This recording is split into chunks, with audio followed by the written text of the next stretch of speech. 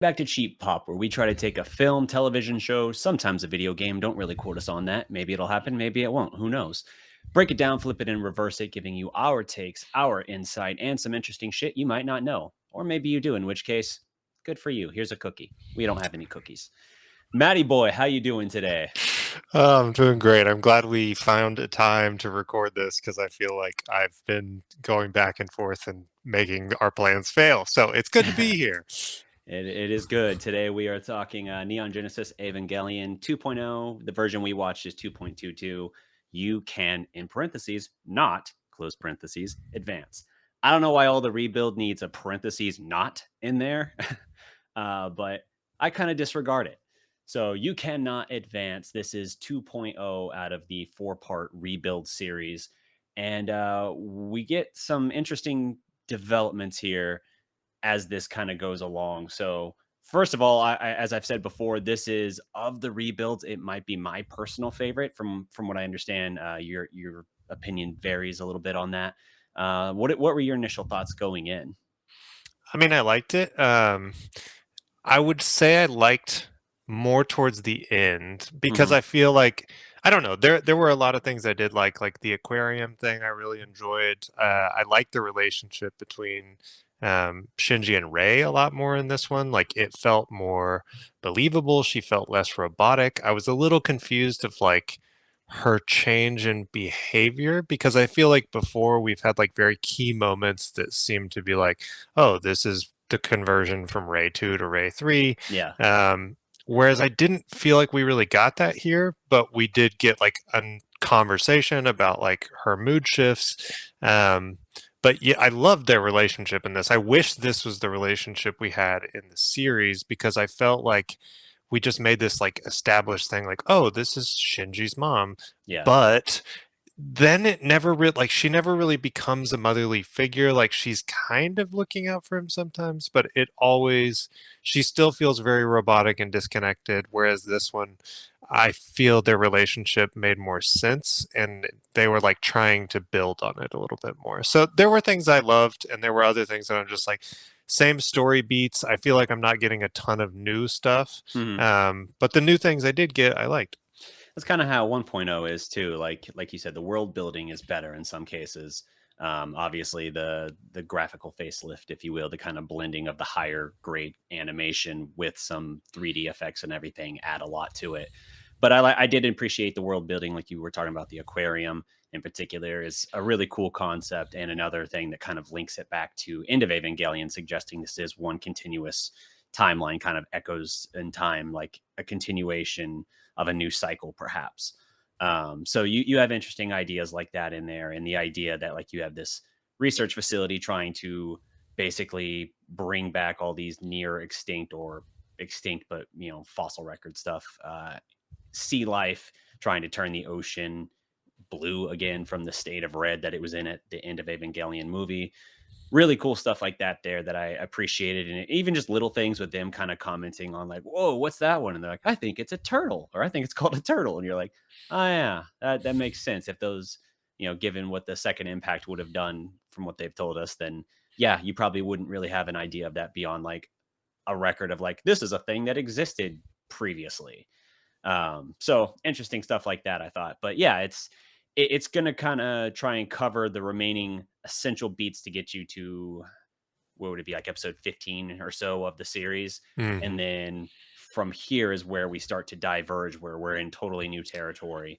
But we'll get into that. So we opened up with this at a test synchronization for a new pilot, and it's very, very apparent we're not at standard Nerve Japan headquarters here. This is, I think it's a different branch of Nerve, but they're kind of running like their own version of an Ava. It's a little bit different, not quite like we had the nuclear powered one in the series, like from a different company trying to compete, but a similar sort of thing where you have another nerve location trying to do their own thing, and it's kind of janky.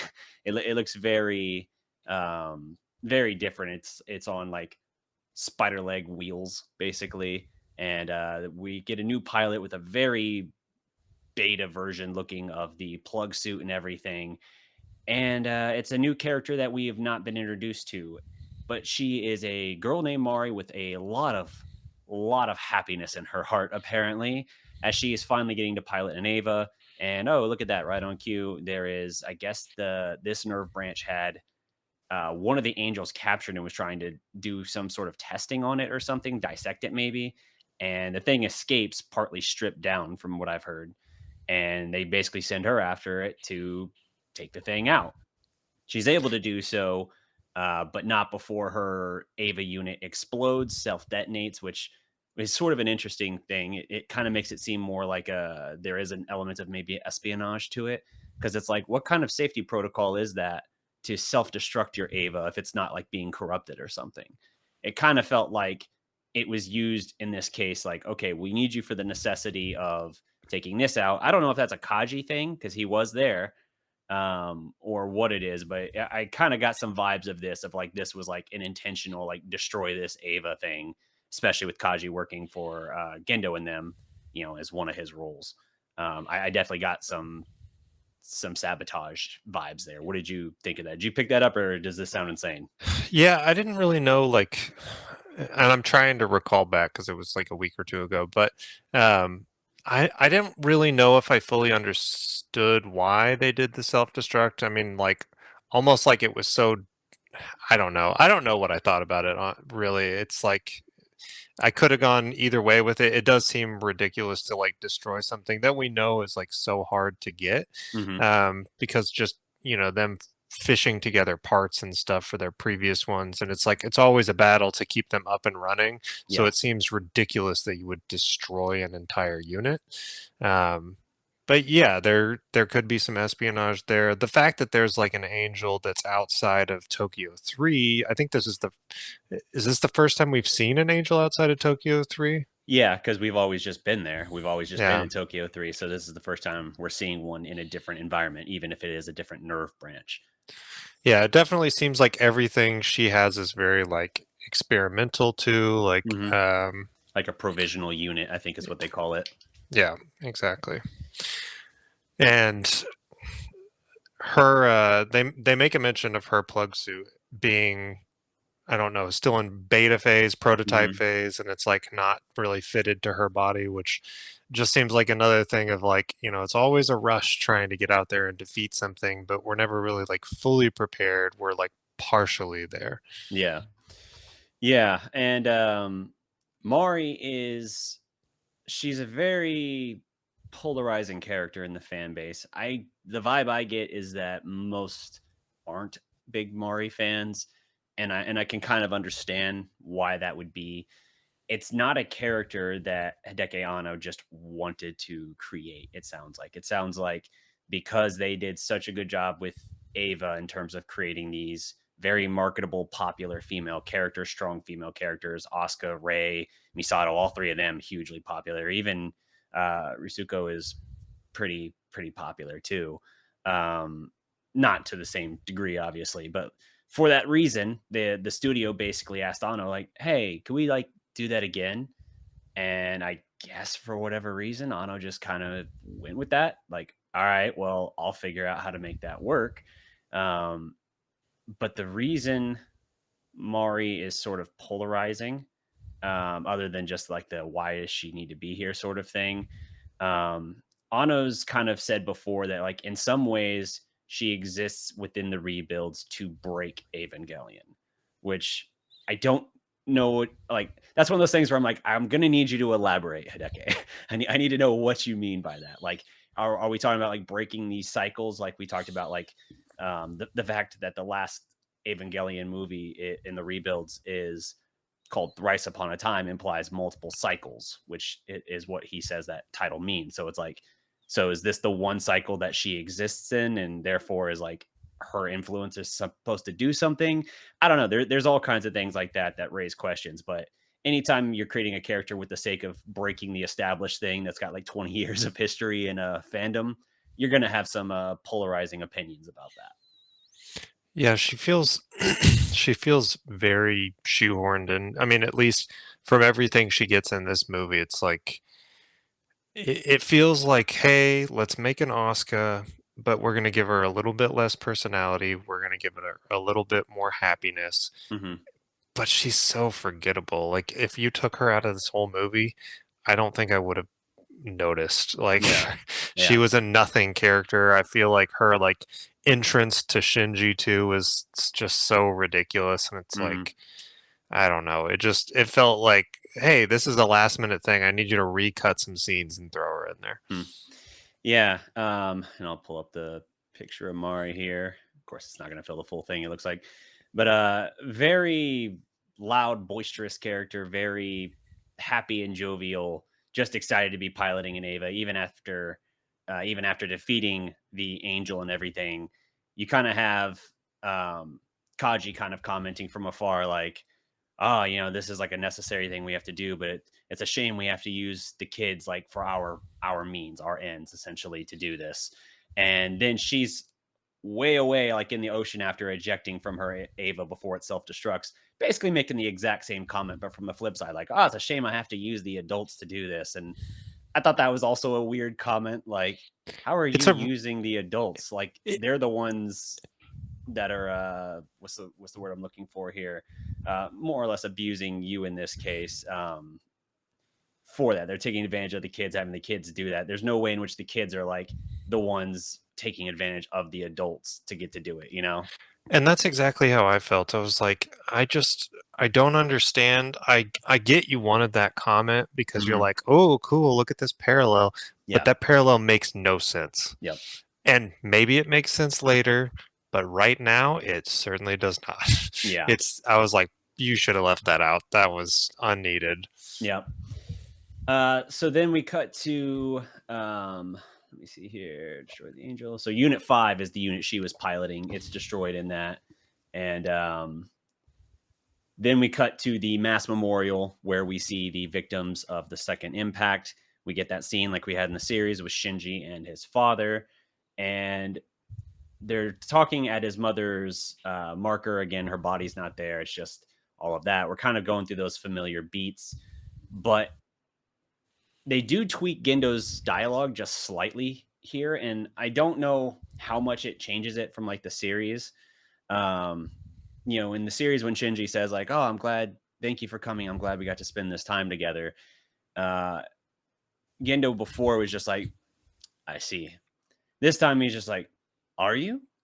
And maybe it's just the inflection, but kind of the way of it almost felt like that cracked open door, like maybe some genuine surprise from Gendo about that. Like, by no means is he like trying to like facilitate like any sort of reconnecting with Shinji or anything like that. But it did seem something, just the way that tweak of dialogue happened felt different than before. And we mentioned in the first movie the difference of Shinji referring to Gendo as his dad as opposed to father, like how that dynamic seems to be different in this one. Yeah, I thought the conversation, and I do want to go back after this, but Sure. I thought the conversation between the two of them felt more, again, this whole thing just like feels more human.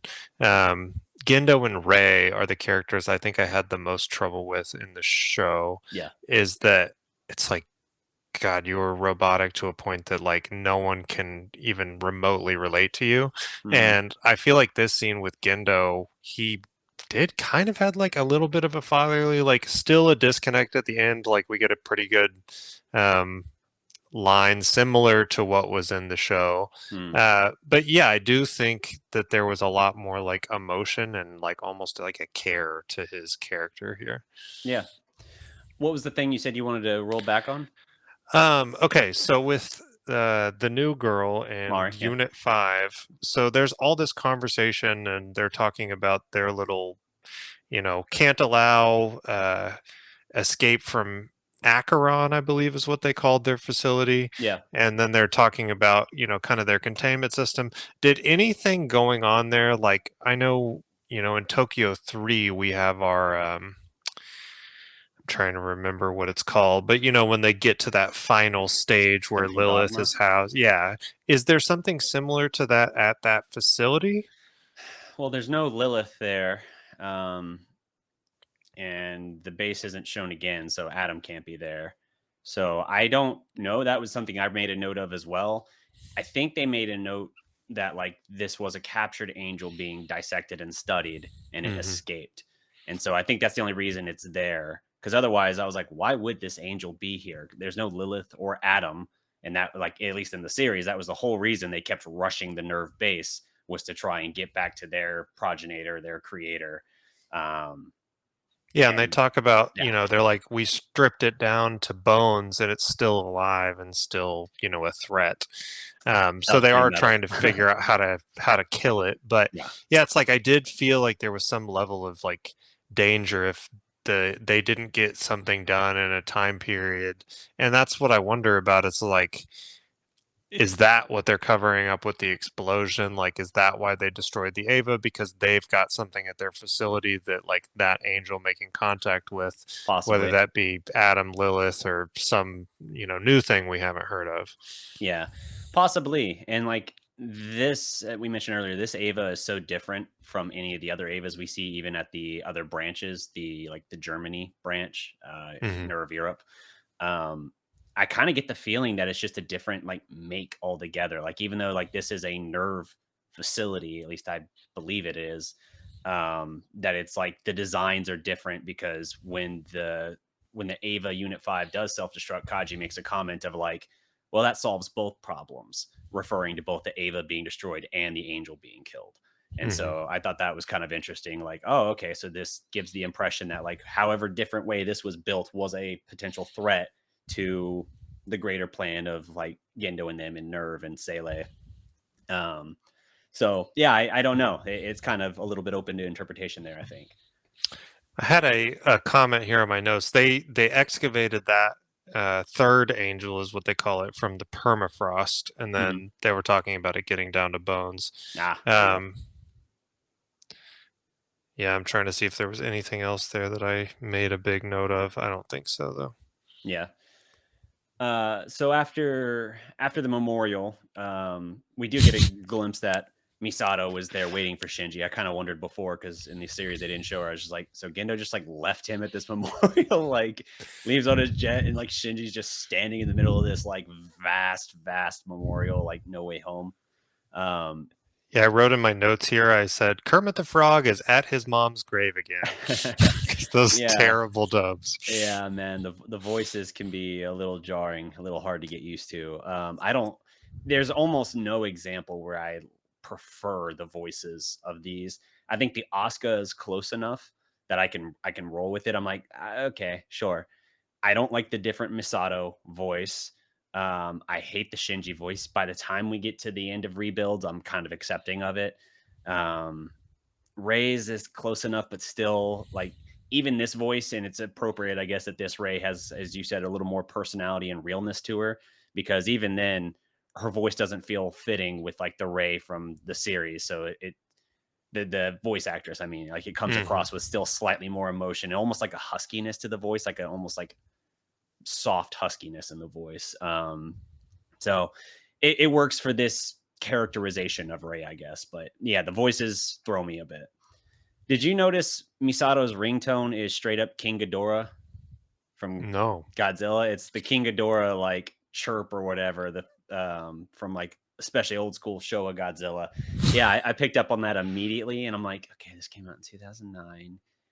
Hideki Anno made 2016's Shin Godzilla, but I do believe I read somewhere that Toho was after him for a while, so maybe he was like kind of putting some fuel on that fire a little bit, like, oh, maybe I am a Godzilla fan, extra interested. I know he's a Godzilla fan, but like extra interested or something. I don't know, but yeah, her ringtone goes off like 3 or 4 times in the movie, and every time it throws me because I'm just like, it's not even like modified. It's just the straight up King Ghidorah.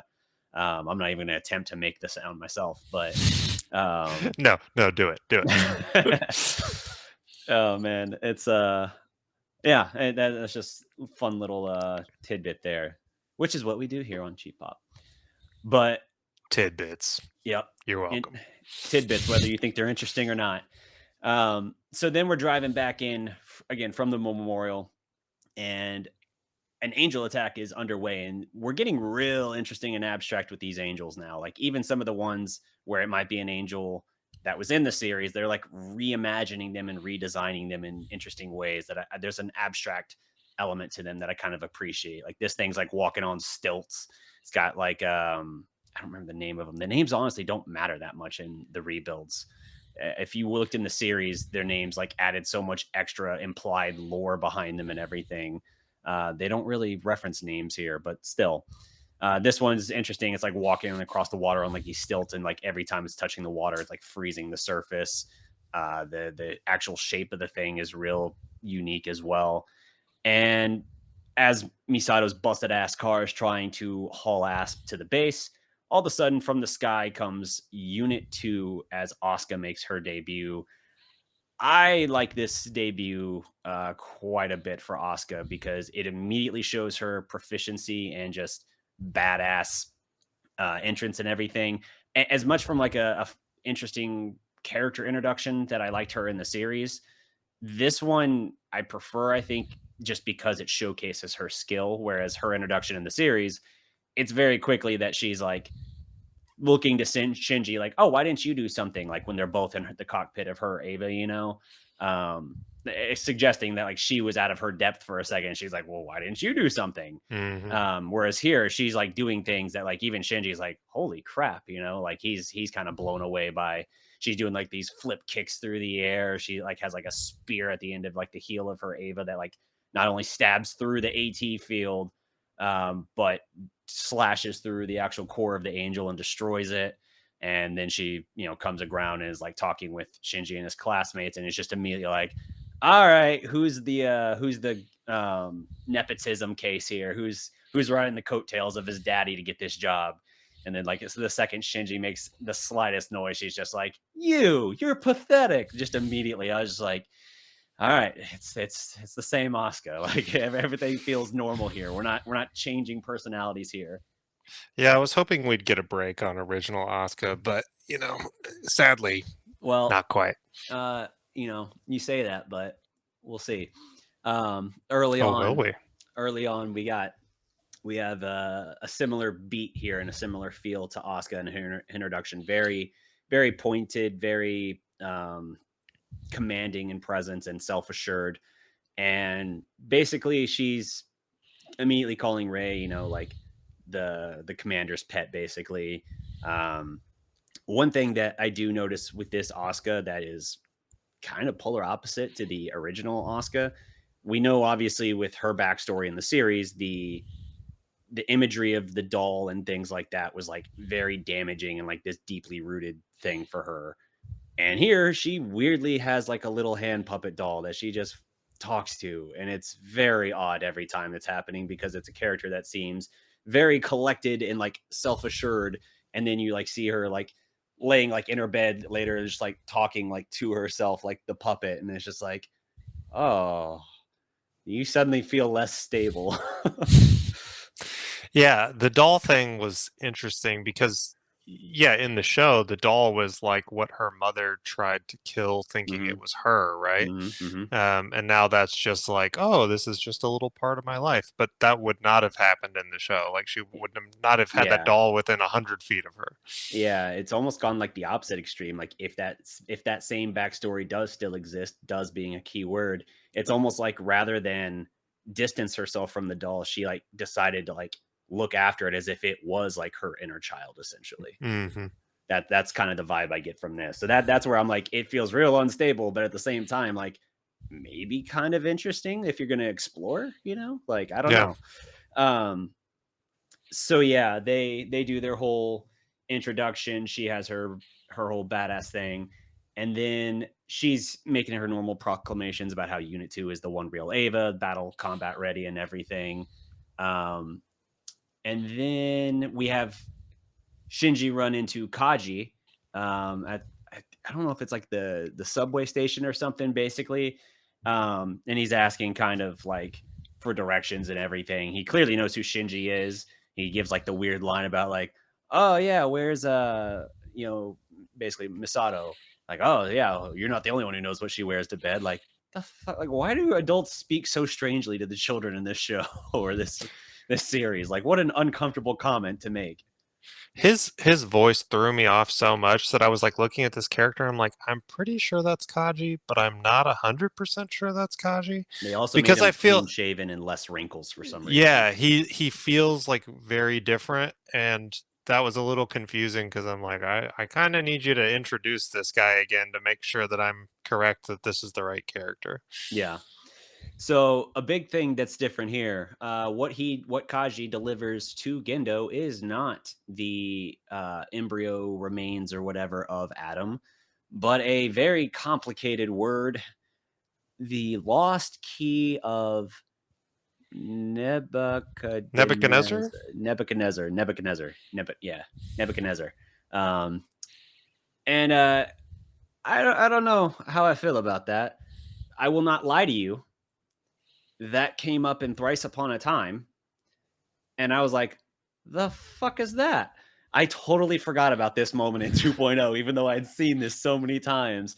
I was like, "We're in the last movie. You can't be throwing me this brand new stuff." And then when I finally did rewatch 2.0 after seeing Thrice Upon a Time, I was like, "Ah, shit, it was there." But like, I don't understand that change of going from like the atom embryo thing to this. I thought that was strange. Yeah, Um, yeah, it was a weird choice, but I was like, oh, okay, what are we gonna do with this? Is this gonna be a totally different thing? mhm. Yeah. Another thing that felt a little different and supports your greatest wish from the original series. Did you pick up on when Kaji had his introduction with Ritsuko? Where he like fully molests her. Oh yeah, of course. Um, Like he is handsy in this one. he was similar like that with him greeting her in the series, but in the series it was implied that like he was aware Misato was watching, and so he was like doing it for the reaction, and maybe that's kind of the Hmm. case here. But their back and forth gave me more the vibe of like I think they were. I think this is suggesting they were also involved once.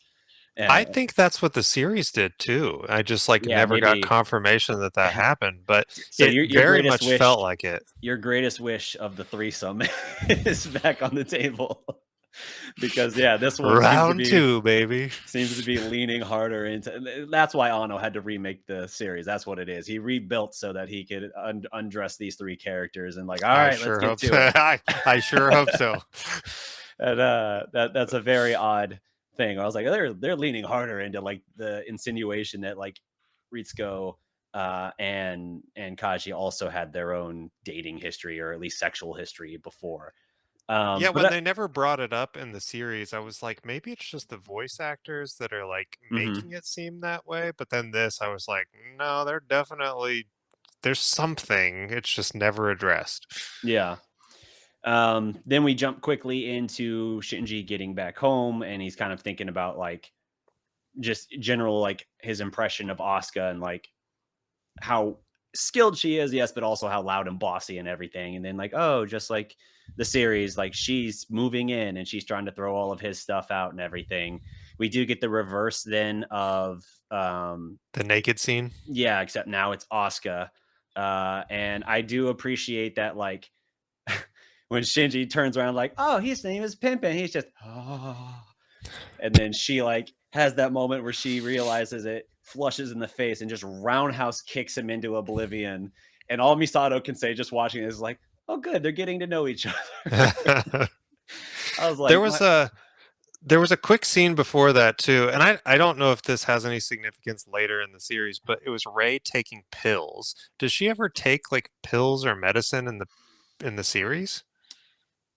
I think she And had that could just be rations. like a nothing thing. Yeah, no, I don't know if it's a nothing.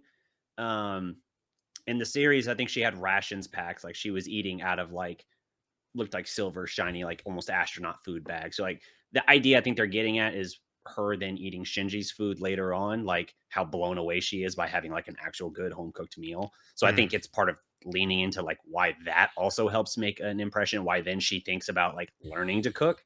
I think it's just that flip, like Shinji's like in this way also like opened her eyes to like all new experiences and she's so blown away that now she wants to do it for him as well. So I Hmm. think it could be leaning into that a little bit, and there is stuff that comes in later in the series as well that kind of was in the series, but not as explored as much. I think it's a little bit more clearly drawn in later movies.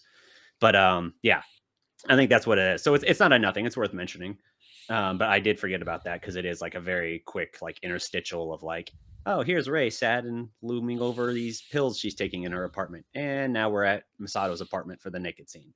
Um, yeah, And the scene, so Misato is like passed out, hammered, and Pin Pin is like in her shirt. yeah. And I was just like, that scene, I think more than anything in the series was like, no, she has a real alcohol Oh yeah. problem because that is Her like pants are next half level. off. Like Yeah. she is passed out. There's empty bottles and cans everywhere, and it's just like, oof. She goes all out every time. Maybe there's a, if they're not going to go with a threesome route, it's a Misato Pin Pin relationship that's always been undiscovered. Leave it undiscovered. Oh god. Yeah, let me see. So roundhouse kick into oblivion. Yeah, then that's when after that we get the scene that first night Asuka's there, her talking to the hand puppet. Her name is even written on the puppet, and she's talking about how she's better, um, better than everyone else, and that it's just like before. So I get the impression she's been dropped off with other families maybe before, because like that's something that they never really addressed with her childhood. I guess maybe she had stayed with her father, and yeah, that would have been the series impression that she stayed with her father and stepmother. Um, but here it gives more so the impression that like she kind of bounced around with like foster homes or something, and that it was always a very temporary thing, Hmm. and she feels better than these people, and so she already is looking down on them, and so it's just kind of, I imagine, just stacked and compounded these sharp edges of her personality in this like superiority complex and everything, even though it's really rooted from the opposite. That's the impression I get here, that maybe that's why her edges are as rough as they are, because it's just compounded over however many of these foster homes and placements she's had. And she just views this as just another one, even though this one is tied directly to her work. Hmm. Uh, Shinji tries to call Gendo, and of course he doesn't answer. So Shinji's just like, I was kind of hoping that our meeting today would have changed this, but I guess not. I have so after we get to Asuka talking to herself with the doll Yeah. and like giving herself compliments, are we on the moon then? Gendo, yeah, I think at the time Shinji's trying to call. Um, I thought the moon thing was later, but maybe not. We can talk about it. Oh yeah, so Because the we cut pilots to are going to school. see like Yeah, we cut to school Tabga first. base or something. Yeah, we have them at school first, and then we get Gendo and Fuyusuki at the moon. But we can talk about the moon thing now. You No, want to no, get go for the the school thing. school? I Okay. I must have had my notes out of order. Um, okay, so at school, Shinji is kind of ogling Rei and Asuka both. Rei's staring blankly out the window. Meanwhile, Asuka's actively kicking away the other boys who are trying to flirt with her. As we saw in the series, she has no interest in anyone else or anything like that, anything romantic. Um, she's also shown in this one, I guess because the series had her like in that one episode as her way of numbing and kind of disassociating, had her like playing Playing a Nintendo game. hardcore. Now all of a sudden she like in the movies was gonna do this from time to time. It's like just her working escape, I guess. Um It feels like every time, because their relationship is so fresh in this one, mhm. um, wherein before in the series, like we had a lot more time with her and Shinji together, Yeah. that the moments that she's playing the video games would be moments in the series where she was getting jealous of Shinji. Yeah. But it feels like every time we see like an interaction with Rei where she would typically respond with jealousy, she goes to playing a video game. Yeah. Which I Um thought was an interesting choice. I was like, it makes more sense because their relationship feels so new in this. mhm. Whereas in the series, it felt like, that would have developed into, and I feel like they're just kind of ignoring Shinji and her having any sort of Yeah. relationship, which is not what happened in the show. I mean, we delved on that for a while, kind Yeah. of gave up, but there was always like a lingering like weirdness.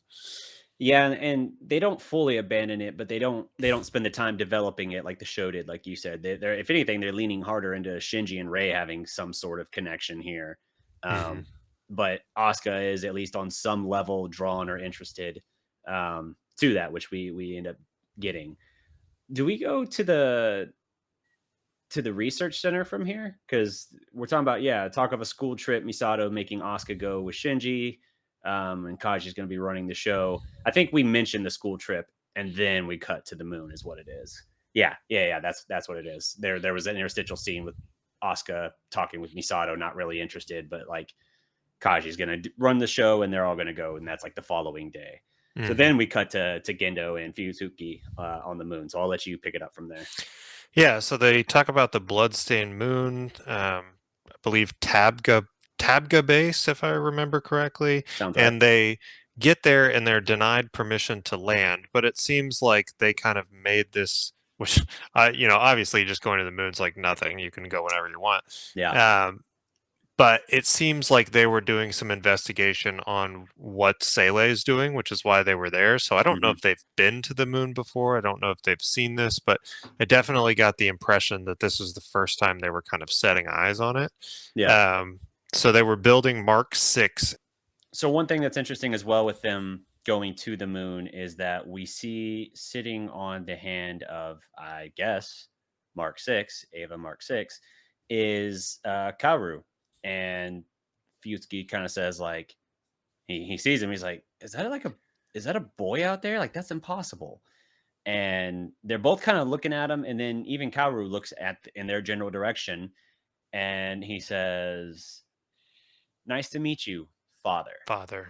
And I was like, "The fuck does that mean?" Like immediately, I'm like, in this universe is Kaoru like a, a test subject, sort of like Rei was, but like one that was disowned? I don't know, and I don't honestly know how much it's ever explored. Like, it's a comment that throws me the hell off anytime I rewatch this because I'm like, I feel like you're teasing something, but I don't know that it's ever explored. So I'm a little bit torn about it. Well, Kaoru in the series was part Gendo, part Adam. Was that right?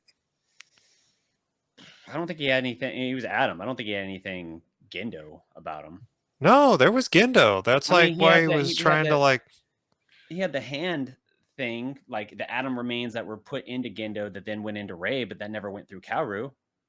No, I thought there was a whole discussion about Kaoru being made with Gendo's DNA. Boy, if that's in the original, I'm not recalling it, so I Yeah, don't I'm know. almost positive that SEELE used like Gendo's DNA and then like Hmm. bound it with Adam's not his body, but his like soul or Yeah, whatever. the But soul just that's like yeah. that was the human part of him, which was like the dynamic of like he wants to, It get down with feels his father and mother at that point. it feels like something Sele would do. But I guess it's a footnote that I just completely skipped over, but okay. Yeah, I'm then almost positive, the and I comment believe, makes more sense then. yeah, and that's why I wasn't like super thrown by that because I was like, oh, he's talking about like father of his DNA, which Yeah, is what was originally happening. Something we should dive back into maybe a little bit for the next conversation. fair enough, fair enough. Well, after that, mind F, then we go back to the Marine Life Research Center, and we get a funny little scene where they're there and they're blown away and so excited. I like how the decontamination process is like just brutal, like cycling through like these same four things, or it's like blasted with hot water, blasted with cold water, hit with like this industrial like blowing vents or whatever to like dry them off, and they're just like everyone's like freaking out and just like like hot, cold, whatever. And then like the whole time, if you look in the background, Ray is just like completely stoic, emotionless, looking at the back. She's got like no reaction. Everyone else is like losing their minds. By the end, they're all just like, oh, I don't even want it anymore. Like I don't even want to go. It's so awful. Ray's probably like, I go through this on a daily Yeah, basis, so exactly. it is no big deal. Yeah, that's a fair point. But yeah, they're seeing things like penguins and turtles and whales and all sorts of stuff like that, and they're really blown away by it. Seems really interesting. The whole thing with this research center is they're trying to restore the ocean back to its previous state. This is a big element with Kaji in the rebuilds. Is he is basically trying to record and preserve the life forms on Earth, whether it was before the second impact or that are currently still on Earth. Maybe because he's looking at this big picture and seeing the likelihood of like mass extinction, he's trying to preserve like species, everything from like plants, especially living and like animals and stuff, but also like plants and things of that nature. That comes up more so later, but this definitely makes sense in that scheme for Kaji, and I think it's an interesting way to kind of further root him, where you're like, oh wow, so he would be a more important person like in this kind of world, like doing this sort of work. Like it's really important, especially with what he knows. And he's like, I can't stop that from happening, but at the very least, I can try and do this to preserve something of the world and its history and everything. Yeah, it's a little confusing to me. Like, so let's say we are picking this up from End of Evangelion. Yeah. Um, how did they get marine life that was alive? Like, if we're to assume that the ocean has been turned red, like almost red with blood, and that Yeah. these creatures can't survive in it, I don't really understand where these that he's found are coming from. And Hmm. they didn't really explain that to my recollection. Yeah. So I think in this one, even though we know that the ocean was red at the end of Evangelion, and we know it's echoes of time, so things kind of restarting. It could be something that perhaps these things were at one point, like they evolved in a way that allowed them to be there, but then the second impact did something further to the water that made it not possible. Um, or that when history, and this would be the disconnect point if it's not a continuation of End of Evangelion, that the ocean was still previously blue, but it turned red in the second impact, like what happened. But again, the second impact, um, it's a continue. Yeah, no. So the second impact was able to finish its whole process, and it killed half of the life on Earth, basically, like the humans in particular. And so maybe in this case, if it's not connected, that's what made the ocean red again, instead of it only going red at end of Evangelion when we're at like the third and final impact or whatever. Hmm. So maybe that's a point to that counter theory, possibly. Speaking of oceans, and a little bit of a backtrack, but when we're on the moon, I believe there's a mention of SEELE having part of the Dead Sea Scrolls that are on lockdown. When we originally hear about the Dead Sea Scrolls, is there any part of that plane that Gendo is not aware of? In the series, no. Gendo, I think, has awareness of everything except what SEELE plans to do as a response. He knows what their goal is, but like the how, like there's their own chess moves and stuff trying to get to the ending they want, essentially. Um, and so here it seems in the rebuilds that SEELE, perhaps having some foresight about Gendo not being trustworthy, has kept certain things from him, which Mhm. immediately makes me think they're more competent than the original. Because the original seems like they brought him into everything other than like how they were going to execute a couple specifics as they started, scheming against each other, essentially. Yeah. So to be fair, what they did in End of Evangelion kind of made up for maybe not being the brightest by at least being the most vicious and sadistic.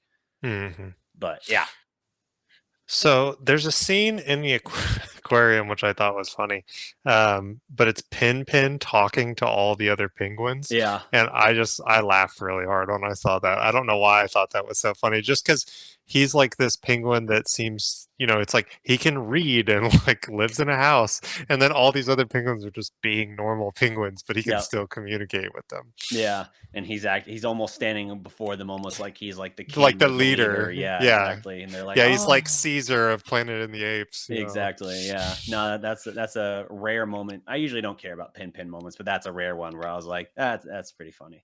Yeah. Oscar's of course annoyed at everybody with their excitement and everything. Toji and Glasses in particular, and then she's even more annoyed because she can kind of see Ray and Shinji having a little bit of a moment, and Ray kind of comments. She makes a comment about how the fish in the tank couldn't survive outside of the tank, and in that way they're kind of like her, because Shinji's like, oh, it'd be so great to actually see them in the ocean, and she's like, oh, they wouldn't be able to survive out there, they're like me in that way. And it's all these things, like obviously we know the whole thing with her, but it's like all these little ways that she's like basically trying to tell Shinji, and he's just not aware of it at this stage. He's just like, oh, I wonder what you mean by that. Don't worry about it. Because then we cut to a scene where Shinji now is apparently, in this version of him, an amazing cook.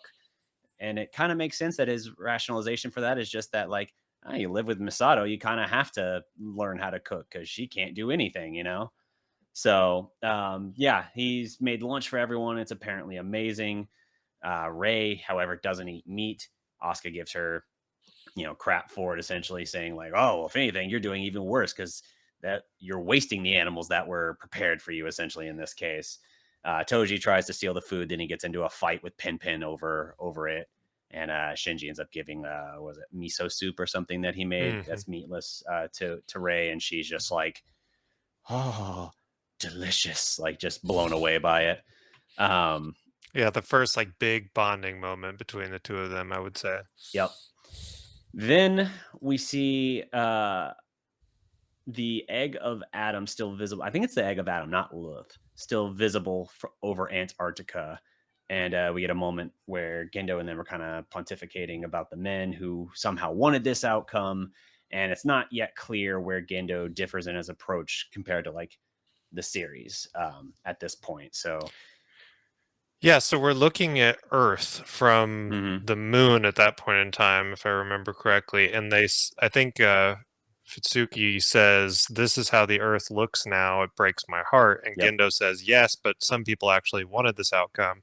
I think the world after. Oh, and this is where I said to myself, it's like, oh, this is the world after Shinji replaying itself. And I Hmm. think that's the biggest clue in this whole movie of like, you can tell that a huge shift has happened, and his comment about somebody wanting it this way, which is so weird because trying to think of like the in between from where we left off to how we got here, it's like, Yeah. okay, but Shinji was there and Asuka was there, and But it's they're like, not the same Shinjis and the same Oscars. yeah, it's like, That's so are we to assume that they had children and those children had children, and then Shinji is essentially his own great I great don't great know. great grandfather? It's The way I think of it would be that humanity ultimately did go extinct. We basically like restarted the universe, um, and life evolved again and is following that because again, the thrice upon a time thing, echoes in time is the phrase that Hideki Anno used. And so I think there is this one pivotal moment in history, which I'm guessing is probably third impact or whatever final impact. Sometimes they play around with numbers, I guess. Um, and that impact, that defining thing is like what determines it. And so I think in the case, like maybe with End of Evangelion, Shinji backing away from that moment is kind of what created this distortion or ripple. And that's why now, as we're repeating a cycle, it's different. Like there are variants now that weren't there previously. Mhm. So that's how I think of it. That's the ripple or distortion in um, sort of the frequency or whatever that we had seen in time previously, and that's why things look a little different now. So, let's see. We get Shinji and Kaji talking about like stuff like the smell of the ocean and what it was like before the second impact. Kaji shares a little story with Shinji about the four seeds of life. Let me find this lovely cast of characters here. Huchaba! Yeah, four angels with four spears. Yep, the ancestral race, the ancient ones, they are the ones who it's unclear how, again, going off original lore, when they were faced with their own potential extinction, they sent out the seeds of life across the universe. This was Adam, this was Lilith. They were sent with copies of the Dead Sea Scrolls, the gift of either the fruit of knowledge or the fruit of life, the Longinus spear, and their egg. Like it's almost like their ship in a way, like the egg of Adam, the egg of Lilith. And these would not only be a means of them traversing across the universe to get wherever they were being sent to, but also would be like the um oof, what is that frame? Primordial ooze, if you will, from which life would spring, like the conditions inside it, which is why when you found out in the original series that like where the geofront was the placement of the egg of Lilith, it's like, oh, so that's why it's like gorgeous in here. That's why it's like this perfect environment and everything with like forests and waterfalls and an ocean and all this crazy stuff that you're like, how does this exist underground exactly? And it's because it's like this is like this perfect flourishing space for life from that. So those were the things that they were sent out with. Again, they were not supposed to land at the same place. you were only a life form was only supposed to be able to get one of the gifts, whether it be life or knowledge. And somehow Adam and Lilith crash landed on the same planet, Lilith coming second. So in a way, humanity essentially stole the planet from Adam and the angels, who were supposed to be the original inheritors of the planet Earth. So yeah, interesting stuff there. We're kind of putting cards on the table, but I do like that they at least gave us the opportunity to learn a little bit more about them. Again, this rebuild thing is not shy from putting cards on the table pretty early on. Yeah, that's for sure. And they let children do the drawings now, because the one we just looked at is looks like somebody was like, "Here's an idea," and they're like, "No, no, no, just throw it in there. Like, well, Yep. don't draw anything else. That's perfect." Yep. Let's see. So then, There's like a big okay, I have two things next, which one yep, says looks like a ball with spiders crawling on it. I don't know what I'm talking about here. And you're then talking I about the mentioned angel. okay, and then I mentioned so many planes, which I do remember, like when they were Yeah. evacuating, there were like 500 planes in the Yeah. air, which no way you would crash. I know. Yeah. People are not that intelligent to fly next to each other. Yeah, no, I know. So we got another angel coming in. This is a pretty cool moment here where we're going to get all three of our pilots suited up working together for the first time. And we're drawing out this plan again. Oh, that was from the aquarium. Again, the we had this moment essentially in the original series, and Misato had this crazy ass plan that she wanted to put together where she was essentially sending them in there with like a less than 1% chance or something. It was like a As crazy always. reckless thing. Yeah. And this was like a major point of conflict between her and Ritsuko, because Ritsuko is just like, that's just like stupid reckless. Like, what are you doing? Um, but the whole point is that Fusky and Gendo aren't back yet. So it's kind of like, well, we got to do something. And so the idea is she wants the three Avas to all swarm to the scene at the same time and essentially catch this thing using their AT fields, because it's accelerating from space. It's heading directly for HQ, and it's creating so much force that it's going to effectively explode and wipe out all of Tokyo 3 and the Geo front. So they are very much in a bad spot here, and have to do something about it. I kind of like the teamwork that we see here. Again, a unique way in which they have this approached. The angel changes course. So I actually have a really cool theory here. Rewatching it, I don't know my theory holds up, but I think it would have been so cool if it had. So we get this interesting moment where, like, just like we've seen, the buildings can shift up and down below ground. But to help Shinji get to the point faster, you see Misato directing the pathway essentially, where he's like running up the ramp of these Yeah. buildings around the edges. And I was like, that is awesome, not just for his competence, but showing like their synchronization between them, which we've talked about a couple moments of that in the series before, where it's like they're in simpatico here, like they are right on the same page. So that was a really cool thing. And then Shinji goes, and as he goes to catch this thing, and he's going to have to hold it for a moment before um, Rei and Asuka are able to get there. Again, the angel changes course to go more towards Shinji, because I think Asuka makes a comment that it's going to come closer to where she is, and then it like shifts and it moves towards Shinji. And this is why I initially had this theory. So as this thing is reaching Shinji, this form kind of comes out of like the face of this angel, and it looks very much almost like a devilish figure. It catches like his hands as he's holding his up, almost in like a gripping of his hands, and then spears shoot out from its hands, do the whole like crucified looking thing pose, to Shinji, piercing his hands. I had the theory initially watching this that these were at the very least artificial spears of Longinus. And the reason is because we know Unit 1 was the instrument of sparking instrumentality in, or not instrumentality, but the impact and everything, bringing about this from the end of Evangelion. Mhm. And the idea was like, okay, the angels are like racing to try and get to, are trying to race to get to Lilith, or they, at the time they think it's Adam, in Central Dogma. But Unit 1 was kind of like the ignition point for that. So I thought hey, this thing went out of its way to go get Shinji, is now piercing his hands, similar like it was in End of Evangelion, but specifically using what appears to be spears piercing through his hands.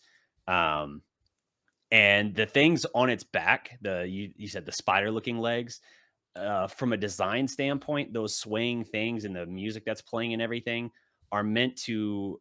I'm trying to think of the exact wording here. They're meant to represent the the chorus of like Armageddon, essentially, like the the souls of the damned cheering on Armageddon arriving. So like Hmm. all these things that made me just go like, this thing is like somehow like set a trap essentially. Shinji has stepped into the trap, but it's not able to execute the plan because Rei and Asuka do get there and break it up essentially before we even start to like have like the halo effect or any of the stuff that we know follows right thereafter. That Hmm. was my theory, but rewatching it, the design, even though the spears have that spiral effect, they don't have the heads on them that the spears of Longinus have that we see in other things. So I think it's just a design coincidence, maybe.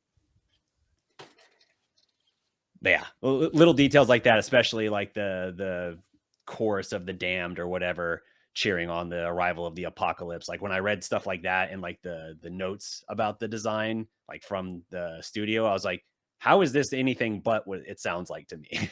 Hmm. So, yeah, they get there. Asuka tries initially to stab the core, but it's like wheels around. It's not locked in place. So Rei has to grab it, hold it in place. All three units take damage, and we get this just gush of blood that like floods the entire city. Unit 1 takes heavy damage. Units 2 and 3 are much more minor in their damage. And you get that moment where Gendo calls in, and even asks to speak to the pilot of Unit 1, and we get the good work, Shinji. Not as long of a pause here. So again, maybe it felt a little more natural to Gendo in It this was more version. normal on this one, yeah. Yeah. Yeah. But we know what Shinji's going to hold on to for confirmation of his worth forever, as he tries to find his purpose and everything now. Let me When see. they're doing dubbings, do they talk with the director about this? Like, is there a conversation between Like with them, or do they Ano? just send? Yeah, do they send a script and they're like, dub it, get it back, call it good? Okay. So yes and no.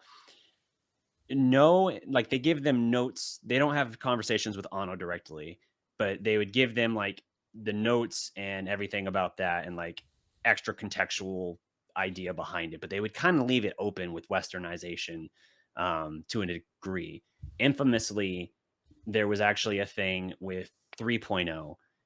It was first unveiled at at an anime convention, I think in New York, for the Western audience. And Hmm. the problem with like Funimation, and I say, I mean, there's other problems too, I guess, but um, part of it is like their whole thing is like, oh, it's like for fans by fans, essentially, is how it's presented. Well, that rings true because the Shinji Kaworu thing is very infamous, um, within the fan base and everything. And so, with the tone and how they were playing with certain scenes in 3.0, when Shinji Kaoru kind of explores a little bit, they leaned hard into like the undertone of like the attraction and like that whole shipping thing. And at this convention, there were representatives there from Ano's studio, and they actually got annoyed enough with it that Funimation had to recut the film and like redo certain scenes, lines, things like that before it delayed the release of like for the American audiences for almost a year, I think. Hmm. Um, and it was because like scenes that were not supposed to be taken as like joking, like the crowd reaction, because like everyone knew, like everyone felt was in on the joke, so like scenes are happening, and any like every line seemed like it was given with like almost like the hint of like a gay attraction undertone, something like that. And people were like picking up on it, laughing and stuff, and there's like, this is not a scene that this is supposed to be happening, so Hmm. we need to like have a conversation with them. And so that kind of changed that approach going forward. But so early on at this point, no, I don't think there would have been as much with that. I think they largely gave them just some additional context and notes for reference, but kind of left them to their devices beyond that, at the time. But yeah, so this whole thing with the angel, like they had like a less than 1% statistical chance, and they were going to have to try and create their own miracle Asuka insisted, of course, she could do it alone. When Misato said otherwise, Asuka immediately took it as an insult, despite Misato's efforts to try and like assure her that was not the case. And I just wrote in my notes like, ego is a hell of a drug. Like this is less than 1% statistical chance of succeeding. We need all three of you. And Asuka's like, oh, so you don't think I'm good enough to do it on my own? Like, girl, back up, like calm down. Ridiculous. I was trying to see if I had my actual notes here pulled up. So Angel plummeting toward the thing over Shinji directly. He catches it, and we see twin spears. I put at the time in my notes of Longinus appear and pierce Unit 1's hands. All caps. The goddamn angels are trying to spark the third impact using Unit 1 as the trigger. And I did like the ways in which they coordinated his approach, like we mentioned. And even just getting some of the moments where like the Ava's running and like the speed of their movement, the wind flipping cars and shit was like really cool. I thought, Yeah. Gave a real sense of like power and everything behind these Avas that we haven't gotten as much context for previously. Let's see. So when the city is flooded, the blood, they tell us Blood flood. Yeah, they tell us it's corization, which is a big thing in this. If they don't clean up the blood, the core, essentially like the liquid core, it hardens to that like kind of concrete that we saw before. So it's like, what's that thing called? Yeah, I've already forgotten the term from Gosh, it. I hate that. From the original series. I don't think that term is even used in the rebuilds. They just call it like the process is corization. So yeah, Unit 1 and the others all took damage. Unit 1 is significantly damaged. And Asuka is disappointed that when she realized she couldn't have won the battle alone, and this is apparently a very big deal for her, which we'll only come to understand later. At night, she's tossing and turning in bed. Again, very curious camera angle choices. And then she goes to lay down next to Shinji on the living room floor. His hands are heavily bandaged, which I actually liked because it gives a further indication in the rebuilds that the damage inflicted to the pilots is like not just the sensation of it, but there is actual trauma being done to the body, which again makes me think back to like the very start when Unit 1 basically gets lobotomized. Like, so how is he not a drooling mess? I just feel like there's so many every time I watch this, I'm like, oh, that's like the Matrix. That's like the Matrix. That's like the you die in the Matrix, you die here. There's just so many like parallels to that, which obviously they're taking some inspiration there, but it's surprising to me that I would never have pinned those two movies of having like so many similarities, but they really do. Which I guess also makes sense because they're both like very biblical. So yeah, that's interesting. Asuka asks Shinji if he'll just let her lie there next to him for a while, but rather than answer, he tries to instead ask a different question, and she's annoyed first that he didn't call her captain, because she is technically a captain, and then when he asks her why she pilots the Ava, she calls it stupid. She basically gives him permission to actually call her Asuka, but says that she'll just call him Idiot Shinji, because that's apparently a perfect nickname for him. And she does eventually answer that she pilots the Ava because she wants to. And then when she turns the same question back on him, he just says he doesn't know, but he thinks he does it because, or he says he doesn't know. She says he just doesn't want to answer or admit it to himself is all that it is. And then when he thinks further about it, he connects it back to the desire for his father's approval, which she says is pitiful. Basically, like, you really are an idiot. Which is kind of true. If that's your only reason for doing something, then that's not a good enough motivation. He apparently has always hated being praised, but felt pride when Gendo said it. That's something that I don't think the original Shinji ever expressed, that he hated being praised. I'm like, I thought that's what you were starved for. Now you're saying that you don't like it unless it comes from Gendo. I feel like that's more complicated because now you're saying nobody else's approval is enough for you. Yeah, definitely didn't feel like that in the series. It felt like anybody giving him praise was always a good thing to him. Yeah. So I did think this was kind of a nice touching little moment for them in the first one in this movie where I was like, okay, they have a little bit of a vibe right now. and clearly it makes an impact on her as well. Even though the next scene we open with them bickering at lunch or at school the next day because Shinji did not pack her lunch. This prompted the series like, oh, lovebirds are at it again. That whole comment that embarrassed them. Um, Yeah, I wrote in my notes that they're pulling a lot of the same key scenes at this yep. point. There was also, I don't know if we've gotten to this yet, but Rei is wearing a necklace, Hmm. and it says Rei 2 on it, I which it's know. like, wow, way to make it easy for me to realize which one we're on right now. But Yeah. Yeah, I noticed that, and I was like, we don't even talk about what happened to Ray 1 here, so we just gonna, like, say that, like, it just happened off camera, it doesn't matter in this one 'cause, Ritsuko's mom is not in this rebuild series, that she's just too small of a role for them to carve out time for, so mhm. it's like, I don't know, I guess we're gonna say that Ray 1 died somewhere as an experiment, and this is the case because certainly she didn't die between the last scenes. This is the same Ray we've had in the first 2 movies. I did notice in another scene when Shinji does have a lunch for Asuka, she's initially like sitting with class rep and everything, and she's like, "Well, I'm not going to share it with you." Like she's like ready to basically eat the food and everything, but then when she turns and sees Shinji is also giving the same food to Rei, suddenly Asuka pushes the dish to class rep and says, "You can have the rest of it." It's almost like the fact that it wasn't just for her that he did it, now she wants nothing to do with it, even though she was Mhm. bickering at him the day before for not making her lunch. So I'm like, okay, now we're into the petty, jealous moments like that. Like she wants to be like that special thing for him, even though she sucks at expressing it.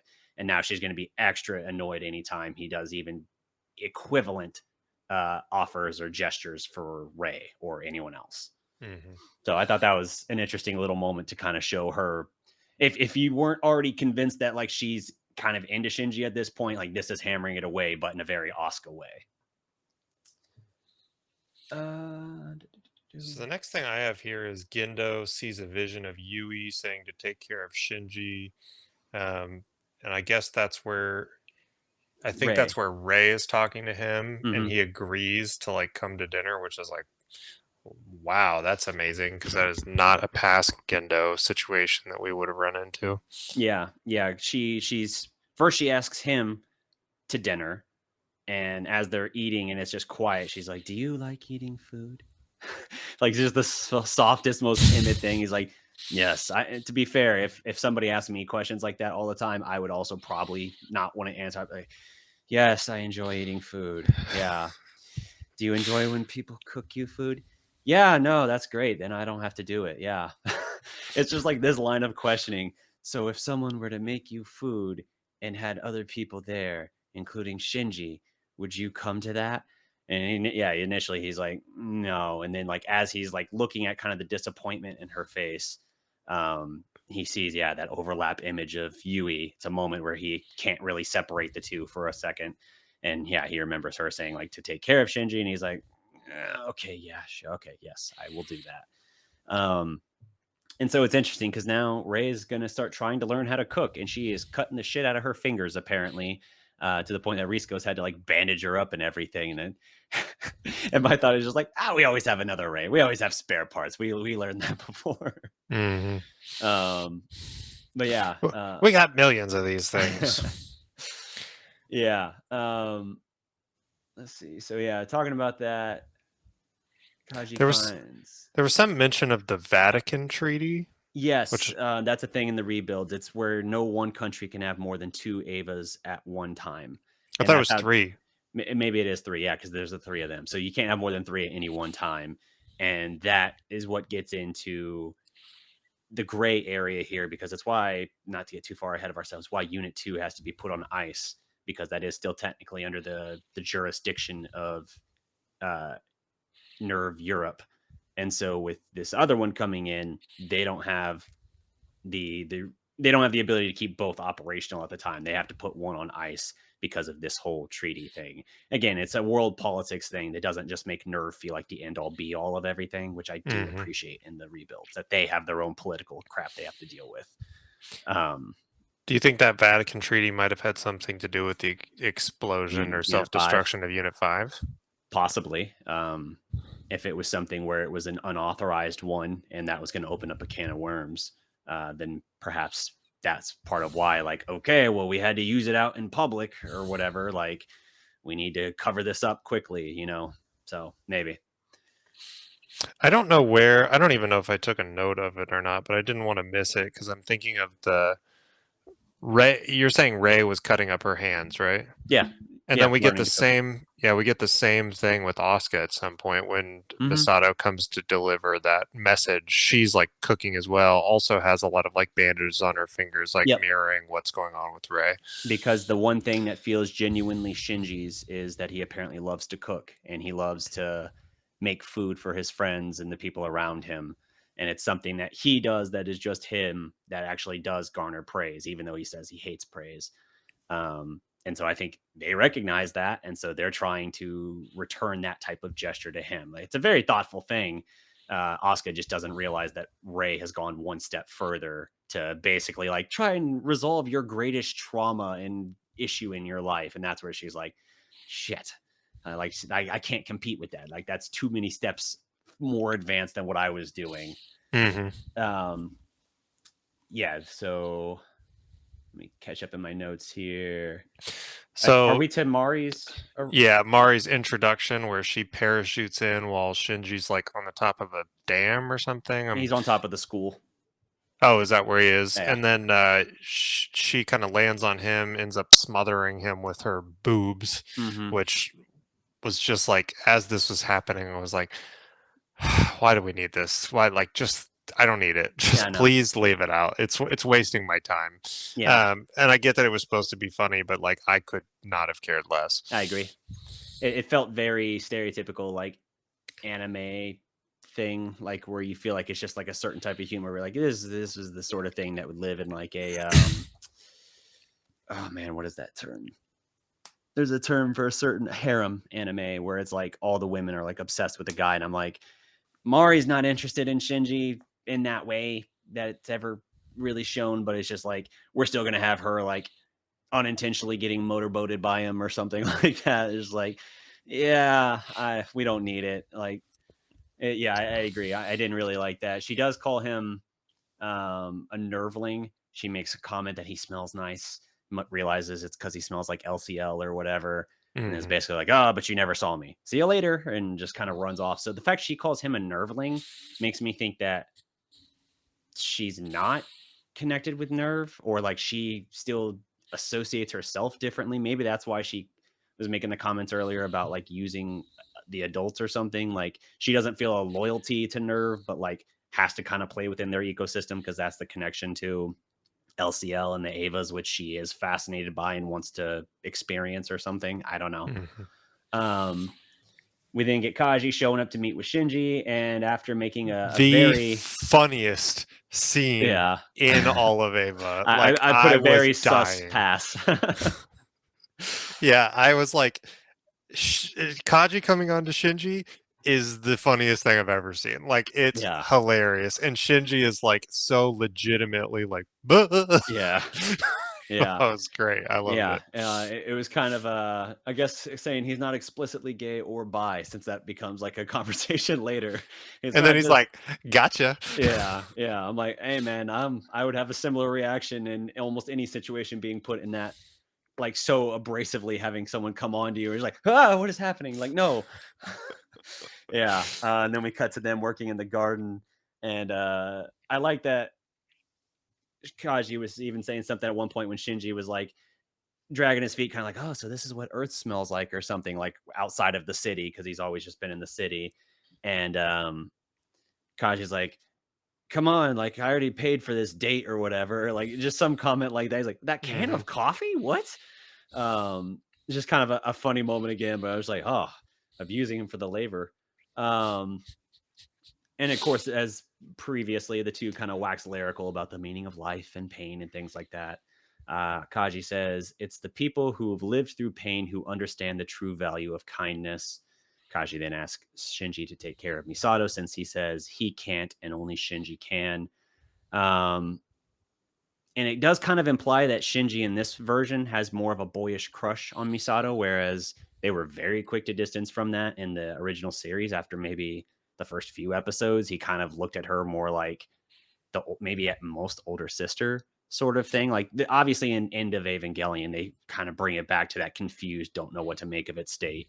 But like, when he would talk about like her to his friends, he would say like, oh yeah, she's kind of like a slob. Like she's lazy. She drinks all the time. She eats garbage, whatever. He didn't really like view her that way. This one almost kind of seemed more like he has like a boyish crush on her because he like blushes when asked something about her or something. I just saw an image of Misato just rummaging through a trash can like a raccoon, just eating garbage. Yeah.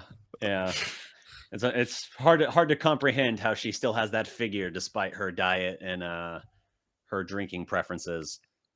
But yeah. So we get to this. It's Rei, and I don't know if we saw the damaged hand before, but this is the first time I noticed it. So when you brought it up about the cooking, but there's all this mention of her being different from all the students in the class, and or at least at some point in time, a lot of people mentioned that Rei seems very different. And I was trying to figure out, I was like, okay, did we switch Reis at some point? Because there didn't seem to be like an event that happened that made sense for that shift. It was just like one day she's different and she walked no in explanation and she walked in and said, "Good morning." Like that's the basis of this whole thing. She's always just been completely silent to herself in the corner. And instead she walked in. She has a kind of different energy about her. She's even like a little bit flirty talking with Shinji. So do we think that was just due to like the behavior that, him like giving her lunch and like doing all this stuff and just her psychology kind of changing? That paired with what happens in the end of 1.0, him saving her. I think at the end of 1.0, she kind of saw him on a very similar level to how she saw Gendo, but now I think it has developed in a more romantic sense. And now that she's figuring out she can put this dinner together that she wants to do, I think it's very much shifted to a romantic place at this point where she's into him, and she says as much later, but she doesn't know how to put it into words, but she basically says as much. Are we still having the motherly conversation at this point? I feel like we've heard reveal, this. Yeah, that reveal I think got made in the first one, I think, but they don't know it. She doesn't know that she's Yui, and Shinji certainly doesn't know. So Shinji even said it in 1.0, I think it was, where he's talking about like the smell of the inside of the Ava or something reminds him of, no, it was the start of this one. He's like, yeah, it kind of smells like my mom and like Ayanami. And it's just like, you think you're picking up on something, Shinji? No? Okay, we're going to keep going down this very Freudian or Oedipus complex route, aren't we? Huh, okay. I guess he would probably be happy to kill. Actually, Oedipus is a very good example. He probably would be happy to kill Gendo and apparently go after the mother. But yeah. So yeah, I think it's she has a different energy about her, and she's almost like flirty and sort of secretive as she's kind of talking with Shinji about something, and like everybody's just like, what the fuck? Like, what is this? This is not the same person. So yeah. It bugs me no one asks about the necklace. Like, Rei too? What is that? What is that in reference to? Yeah, what does that mean? That's odd. What a weird statement. So I think the next thing we get here is Ava Unit 4 on the cross moving into the storm. Is it Unit 4? Unit 3. Unit 3. Okay. And then I said there's a mention of Unit 5 being lost. I'm not sure what I'm talking about at that point in time. Well, there was still the disaster where one unit was lost. Disappeared off the map or something. They talk about the S2 drive thing. So after that whole flirty in the classroom scene, it's that day after class that Asuka's now cooking as well, and Misato sees it and tells her about the dinner plan idea. So we cut to a disaster at the German branch of Nerve, Ava Unit 4 being wiped off the map, and it's because of the S2 drive test, apparently. Everyone at Nerve seems to be taken aback by this, including Fuyutsuki and Gendo, but Kaji questions if it was actually even an accident, which I kind of, again, read into the same way as what happened at the start of the movie with Unit 5. Unit 5 was the one at the beginning, by the way.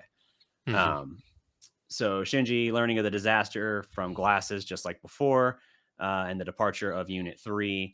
So Unit 3 coming in. because the U.S. basically is pushing it to Japan. But this time, instead of Toji piloting it, it's going to be another familiar face because we have to quickly figure out how to get Asuka out of Unit 2. So SEELE questions Gendo about the loss of the two Evas and the impact on their broader plan. Americans are pushing Unit 3 to Japan, and Gendo does not have a choice in the matter. So Gendo does want the additional budget to repair Unit 0, but SEELE refuses, saying it's now obsolete. I thought that was also interesting. But it's not like Unit 0 is like completely immobilized, can't do anything. It's mostly just missing an arm with minor damage beyond that. So wasn't there a mention of them wanting to expedite the awakening of Unit 1 too, if I remember correctly? I think they had a private conversation discussing that. SEELE did, yeah. But I did like seeing this scene as Gendo again not being the heavy hitter here, but the guy who has to just take and accept the orders he's given. Mm-hmm. Yeah, he seems less powerful in this for sure.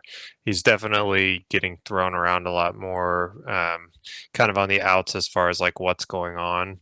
Yeah, he just feels a little less superior to SEELE at this point. Mm-hmm. Were you thrown off by seeing his office as a literal green screen? I don't even remember that, honestly. Okay, there was something where he's in his office and like all his like scrawled stuff, all the symbols on the ceiling like weren't there, and it was just like green screen. And I was like, the fuck? You're just in a green screen room?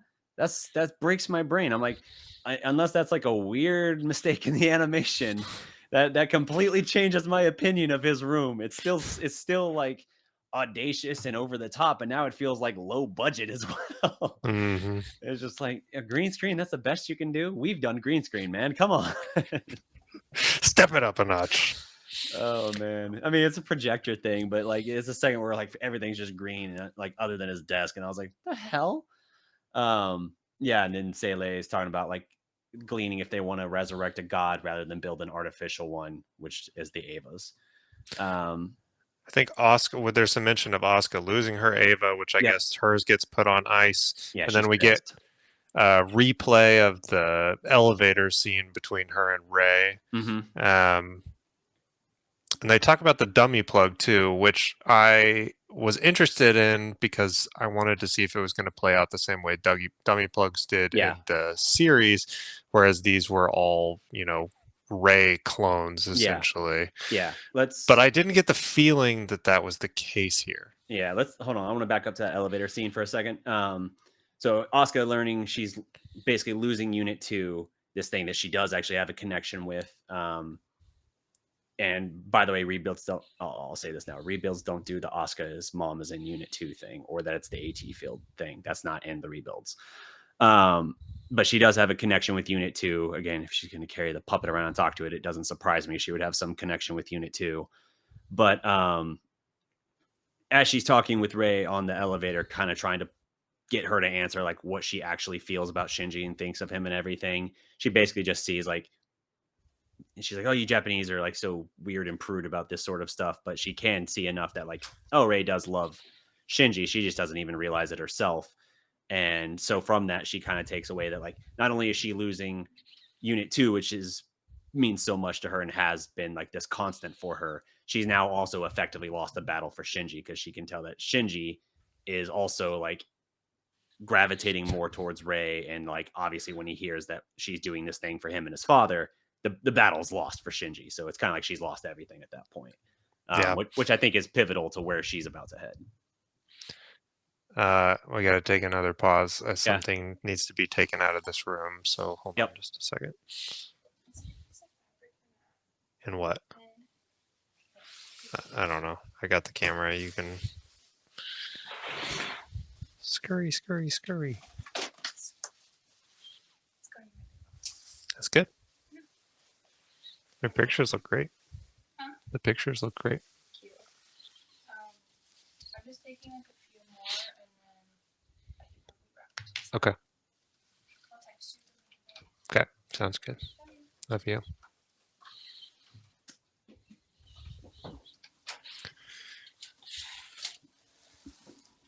Okay. Ready? I am ready. Okay. Yeah, so it's that realization that again lost Unit 2 and now effectively lost this battle for Shinji. That's what causes her to kind of be like, you know what, it's better off if I'm on my own, if I don't worry about these other things. And so that's what gets her to accept the offer to basically pilot Unit 3. And we see the dummy plug, as you mentioned, being installed. Um, it being installed in Unit 1, and we cut to Misato drunk at a bar complaining to Kaji about the whole situation. Um, Kaji is she's asking Kaji drunkenly about like who SEELE is, what they're up to. He's basically Human like, instrumentality. Yeah. yeah, he's like strongly advising her not to go poking around in those corners. And then he also kind of laments like it's the first time we've been out together in years, and all we're talking about is work. And I'm like, oh, Kaji, like I feel like you better than anyone should understand like the urgency of what's happening, and yet you're still just like puppy dog, like still fawning over her, you know? Hmm. Um, yeah, so Misato picked Asuka to pilot Unit 3 in part as well. Like, I think basically, like, Asuka expressed she wanted to do it. And then Misato was like, yeah, you know what? You lost Unit 2. That was devastating for you. Um, and, you know, I understand you're also losing Shinji in this too, kind of. So, yeah, sure. We'll give you this. We'll give you this new setup here. And Unit 3 does have the dummy plug as well, or the S2 drive, excuse me. So then Rei, let's see. Rei then asks Ritsuko if she can call and leave Asuka a voicemail. Um, she just thanks Asuka basically, which I'm guessing is because like she's basically backing down and like not gonna challenge her for like Shinji's affection or something. Hmm. Which again is a very interesting moment from Rei where I'm like, I never would have thought Rei would have been aware of that, let alone worried about it. So it was kind of interesting, humanizing moment for her there. Yeah, she seems much more human in this. Mm-hmm. After time, you go through 10 different rays and keep renaming them 1 and 2 and 3, you'll be, Yep. eventually you'll get some humanity out of it. Yep. Then we get the unnecessary new Asuka saying like, you know, if I do like this Ava, can we at least paint it red? And we get the unnecessary new more revealing costume for her. I just chose this one because it's a less over the top angle or whatever. It's just her sitting in the cockpit before stuff goes sideways. But in this testing thing, immediately it goes wrong, just like it did in the series for Toji. Immediately the angel reveals itself. We go code blue. The site blows up. Misato and Ritsuko both survive, but we now have Unit 3 with Asuka inside, terrorizing Tokyo 3, and Shinji is sent in, told basically to take it out, neutralize the threat.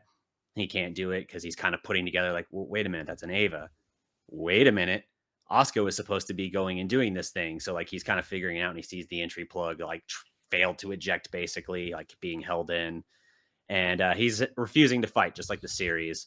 And it goes largely the same, other than I don't. Did the series have like the super stretchy arms and the 4 arms instead of 2, like the Unit 3 growing 2 extra arms that looked human? I don't I don't remember the extra arms. And there was something the like quick snippet Yeah. is Asuka had a conversation with Misato before that scene Yep. too, Yep. which was very weird because she like has a very open, like normal conversation with Misato, Yep. and Misato is nice to her, and like they're having a conversation like two people that care about each other and have a good relationship, which is Mm, not something we've ever seen in the past. yep. So it was nice to see that there was like some humanity between the two of them rather than being Yeah. like, like a mom and like a pissed off kid. I kind of took away from it too that like we talked about how Misato was a horrible guardian in the original series, not for lack of effort, just for lack of expertise, and like made mistakes in how to handle things. This kind of shows that even here, as she's doing this kind of a good guardian thing, sort of for Asuka here, like being understanding, hearing her out, you know, being supportive and encouraging her. And as Asuka's kind of like expressing this, which in my notes for this part, I kind of said like with Asuka's conversation, because she's really just talking. Misato's largely just listening. As she's talking about how like, oh, you know, like it's better this way. I thought for a while that I could be happy, like being around others and doing all of this, but like it's just easier like this and blah, blah, blah. And she's like, wow, I've never really opened up and talked to someone like this. And Misato was like, oh, it feels good, doesn't it? And in my notes, I kind of made a mention of, first of all, Asuka's speech could not be more more ominous for her immediate safety. Mm-hmm. Second of all, this just goes to show that even if Misato did do, quote, well as a guardian, it was always going to end badly no matter what. Yeah. Because she takes almost a polar opposite approach to what she did in the series in terms of handling Asuka before things go off the rails, and it still goes horribly off the rails. So yeah, and that's good. I missed covering that initially.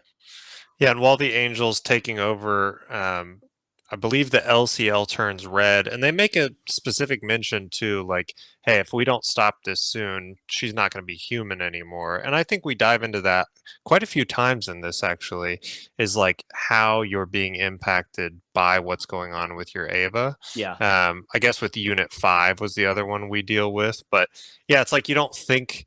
It's like you think about the Ava getting overtaken by an angel, but you don't think about like when that's happening, the same thing is happening to the pilot, just at a little slower rate. And I guess depending on their like sync at the time. Because that's what they say is the quote is, pull back. If this keeps progressing, she'll no longer be human. Yeah. Which I was like, oh, that's ominous. Yeah. Very, very interesting stuff there. And it's like it's like it makes the synchronization rate increase to like further like speed up that process, that corrupting process too. So just I was just gonna say that this time something I found really interesting about the dummy plug usage. So before it was like Shinji was throwing a fit. And he was like, I'm not going to do it. I'm not going to do it. But this time, even though Gendo's kind of taking control and saying, like, you know, Shinji doesn't have what it takes, he's actually protecting Shinji, even if that's like not necessarily how it's said. Like, his action is what keeps Shinji alive because Shinji's getting strangled to death at this time. Yeah. He's not like, hey, I just don't want to do this. Like, he is going to die if somebody doesn't take action. So it's like it did feel a little bit like Gendo was protecting Shinji. Yeah, a little bit. There was a moment too when right after I almost passed on this, right after the test goes badly and the angel corrupts Unit 3, where Gendo almost like basically right at the corner about to arrive where Shinji is outside of Rei's apartment, suddenly 360 skids and pulls away. And then we cut to like the nerve security people telling Rei and like her stew or whatever she's making in the background's like boiling over. And I was just like, no one wants to go to her dinner party. Like it's all ruined. And this is like a really big symbolic moment too. Like Gendo, like that representation of Gendo being like, I don't know, the limo or not limo, the car is like a block away from where Shinji is at that point. This is their chance to salvage their relationship. And just like, you know, in a literal sense, like, but in a symbolic way too, like the second the disaster strikes and he has to whip 360, they will never be this close to reconciliation again. And so like, there is kind of like a tragedy to this moment where it's like, even with this rebuild series, them starting off at least slightly closer, you know, more manageable to reconcile than where they were in the series. Now it is like, nope, this is the point of divergence. We will never have this opportunity because it's going to go horribly wrong. And as you were saying, Gendo stepping in, activating the dummy plug, and Shinji going ham on Unit 3 with Asuka inside, including crushing it. I liked the addition, crushing it, not just in the hand, like in the series, but in the jaws. I was like, that's just brutal.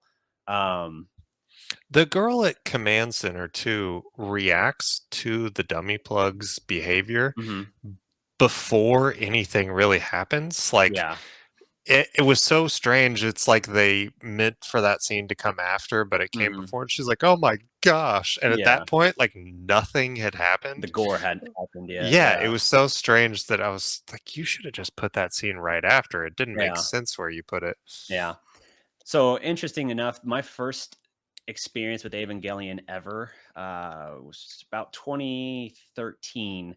Um, I was watching. I like flipped on it. It was played on Cartoon Network or something, like Adult Swim block. And I flipped on the TV and I started watching probably about. You know what? I think I saw a few minutes before the elevator scene. And so I didn't know who any of these characters were. I'd never watched it or anything. And I remember like when the Unit 1 snaps its jaws over the entry plug, I always thought that it was Asuka's scream that was played, like suggesting she was killed, you know? And at the time, again, 2013, there wasn't yet a 3.0 that had come out. So I thought like this was the killing off of that character. And I remember being like, holy shit. Like I was like, that was what made me like interested in Evangelion initially, even though it would be a long time before I finally like actually got a chance to sit down and watch it when it wound up on like initially Amazon Prime and Netflix both had it. Before the Netflix dub, Amazon Prime had a different English dub, and then Netflix got the exclusive with their own dub or something like that.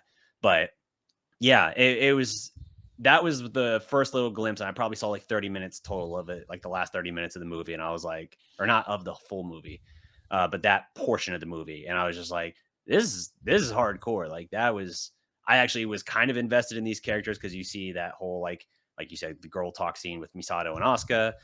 You see Rei kind of humanizing and seeming more three-dimensional a little bit. And then you get that kind of like Ava action and like the brutality of it, where I was just like, this is not the kind of mech fighting stuff that I ever saw with like Gundam Wing and stuff as a kid. Like I just didn't have like that premise of it. I was like, Voltron, this is not.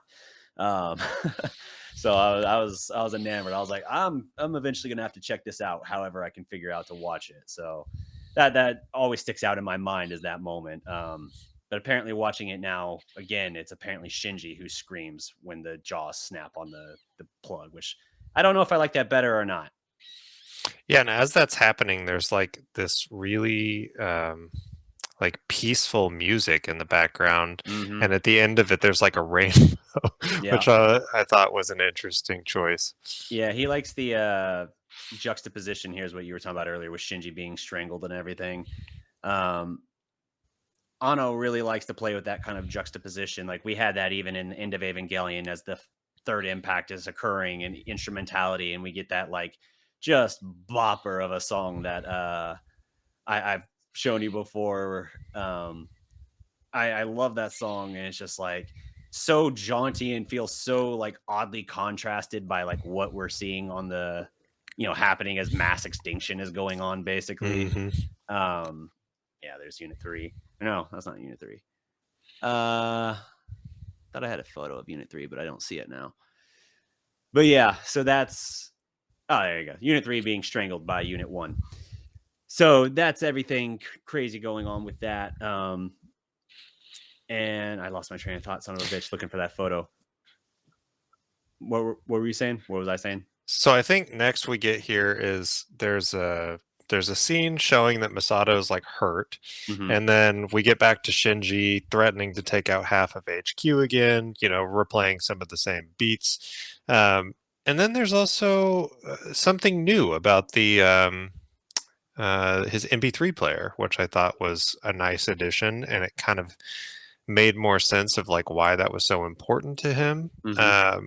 Which this music player was his dad's, and it was like thrown away by him, and Shinji picked it up, and that's kind of why he feels like this, or at least seemingly feels this special connection to it, is because that music player is like him. It's like both of them were discarded by his father. Mm-hmm. So he like, I don't know if he takes it on kind of like the doll thing with Asuka is like a way to kind of like get through that trauma, but it made more sense of like why there's such a focus on that thing, whereas before we're just like, he just likes music. Yeah. No, that I did like that. That was a nice additional thing that they explored more and did a better job with in the rebuilds, I think. While Shinji's blacked out, we also have that scene with him and Rei kind of like on the train setting, and we're kind of alternating between show Shinji and kid Shinji. And he's talking about how the headset allows him to escape the outside world and ignore it. They talk about the pain of life, his decision to shut it out altogether, including things like the beauty. Rei And Ray asks, makes a mention of walling off your ears being like walling off your heart, which I Mhm. thought was a cool little line to throw in there. yeah, she asks him if he ever tried to understand Gendo, and Shinji like breaks down, making it clear that he's still overly emotional and running away. Like he's not doing a good job of defending his position without seeming like he's reacting on emotion. But like I get what she's saying, but it's also kind of one of those things of like that's a weird thing to say. Like the person who's been abusive and mistreating, like, oh, have you ever thought of it from their point of view? Like that's a weird thing to tell somebody that's like the victim of this person. Like I don't know. I had mixed feelings about that. I'm like, I kind of get what they're saying, but I also don't love that line. Mm-hmm. But let's see. Yeah, and then Shinji waking up in the hospital. Asuka's in horrific condition, but she is alive.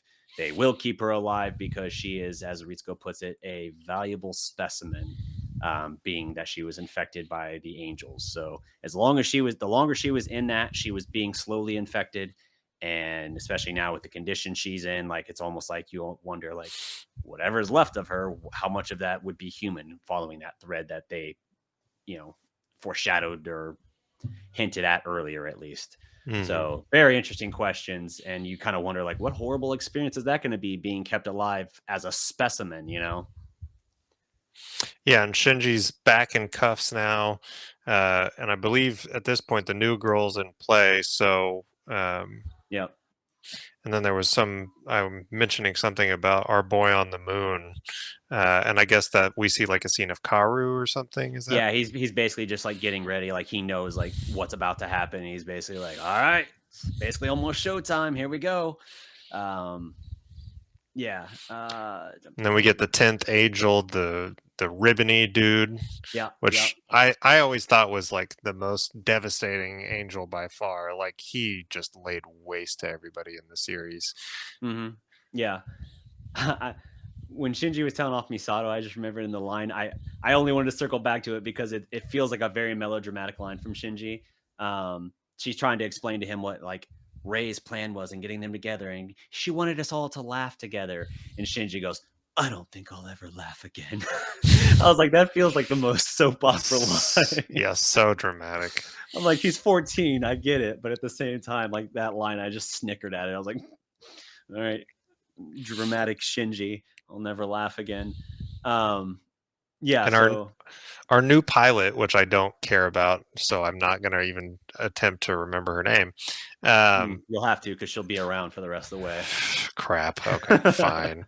Mari. So Mari changes Ava Unit 2 using a secret code, the Beast, and it transitions. Oh, that's terrifying. The Beast. Okay. Yeah, we'll get into these talks, but Mari knows shit that the other pilots don't appear to know. And the Beast is effectively blurring the line between the consciousness of your Ava and yourself.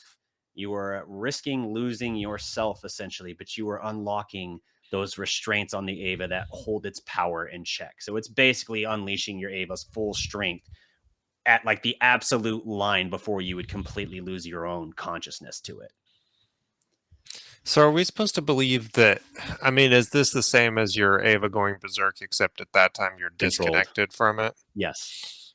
Yeah, the going berserk is like the Ava breaking of its bounds, not permanently, but it's almost like wresting itself away, like it's still on the tether, but it's like pulling against the restraints, and it's able to go rogue and do all that. But like this is like you're basically controlling it at its full power. The restraints are off, and you're just counting on the fact that you're going to be able to control it well enough to put the restraints back on. Mm-hmm. That's kind of what I take from it. So yeah, it's a very interesting concept. Very mixed feelings about it. I almost feel like because you're introducing this new character and you want that character to be accepted, you're trying to show us like, no, but look how badass they are. But I'm like, this character didn't exist before this movie, so it feels very fabricated. Like we just don't care. Yeah, you're trying to make the character strong to justify their existence, but it's like they don't add or help a whole lot here.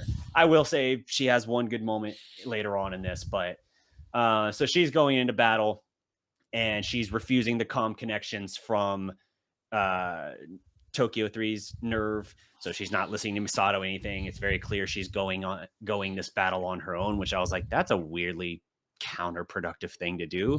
Even if you're not going to listen to their command, they might still have useful advice or something. Mm-hmm. And so it's also interesting that she is piloting Unit 2, because again, this was like a whole thing of like, how do people pilot units that are other people's stuff? I don't know. So she's piloting Unit 2, says she doesn't even mind that it smells like the previous pilot, and shuts off the communications with command, like I said. The fight is going back and forth. She unleashes the beast, as you said, and she's still getting her ass kicked. Like, she gets an arm lopped off. She gets the thing's head basically lopped off, like getting her ass kicked. And then you have Rei show up with one arm carrying an into mine. She's basically just going to try and shove it in the angel's face to blow it up. And the reason is she wants to make sure that Shinji never has to pilot again. The paraphrase quote I have here is for him, so he never has to pilot again. That's her whole reason she's willing to sacrifice herself and lay down her life just to protect Shinji. Even though he's quit and resigned and been kicked out of everything at this point, he's hiding in a shelter. Unit 2's head literally like crashed into the building. Mari helps him up and kind of like carries him out there. And that part hadn't happened yet, has it? That Mari carries him out? Because we have the moment where the Into mine goes off and it wasted basically Unit 0. She does Rei does the run with the missile, saying it's for Shinji.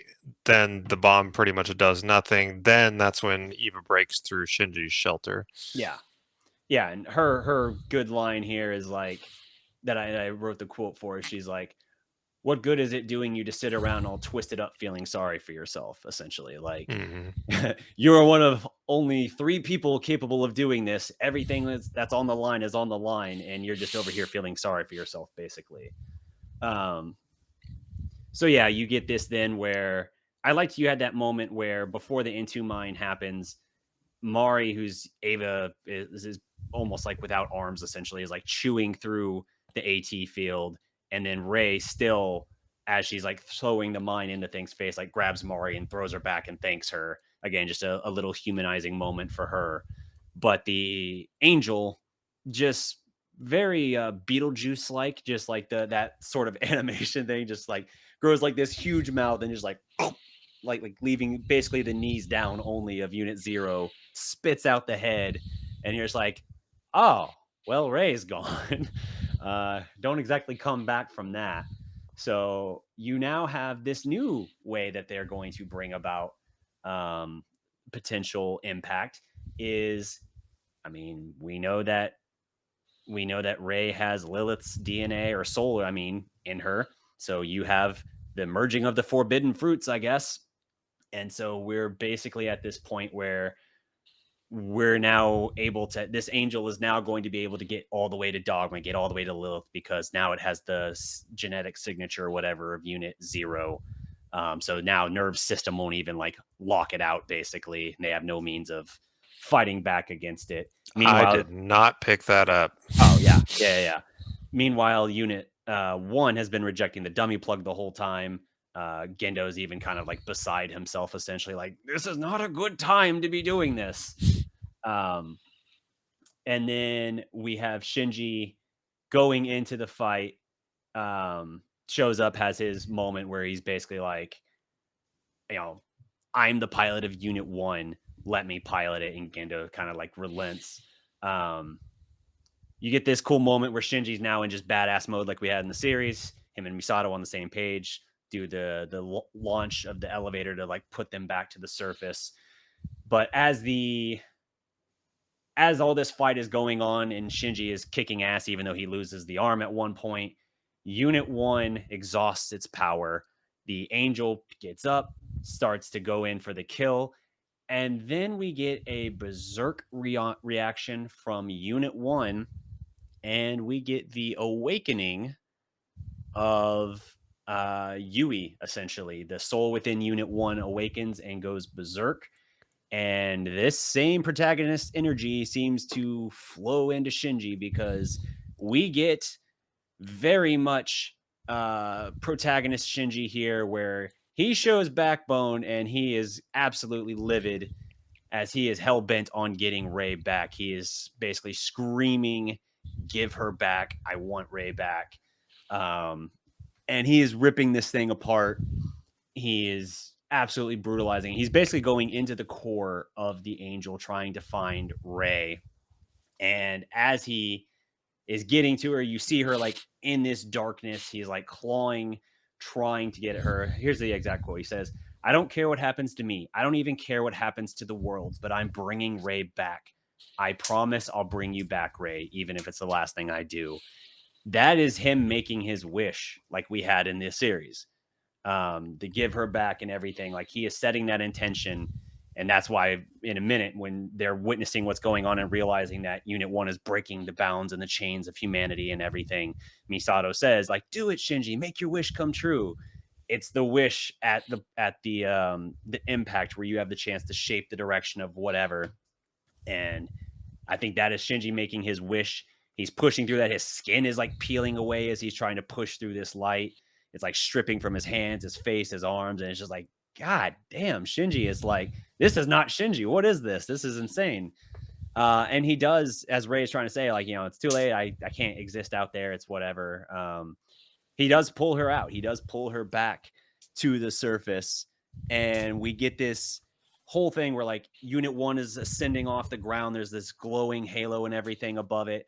They're noticing in the sky, like, it's the continuation of the second impact. This is the third impact, essentially. When he pulls Rei out of the core kind of reshapes for a moment to look like Rei. And then we go to the credits and you're like, oh shit, where is this going to go? Well, then post credits, after the credits, the full credits, they make you wait the full time. You end up getting Kaworu making an appearance in his unit, and you have his Spear of Longinus just pierce Unit 1 through the back. The corization that was kind of in the shape of Rei disperses as well, and Unit 1's just like staked to the ground on this as Kaworu lowers, staring down, and basically just says, like, the time's come, Shinji. This time I will show you what happiness is. That's a paraphrase, but holy shit. What were your thoughts on this? I know I just rambled there, but it's fascinating to me. Yeah, I mean, this is like wild. So I guess when Shinji's like going into this angel to get Rei, how I'm thinking that is Rei is essentially like, I'm dead, but Rei's soul is living on in this angel.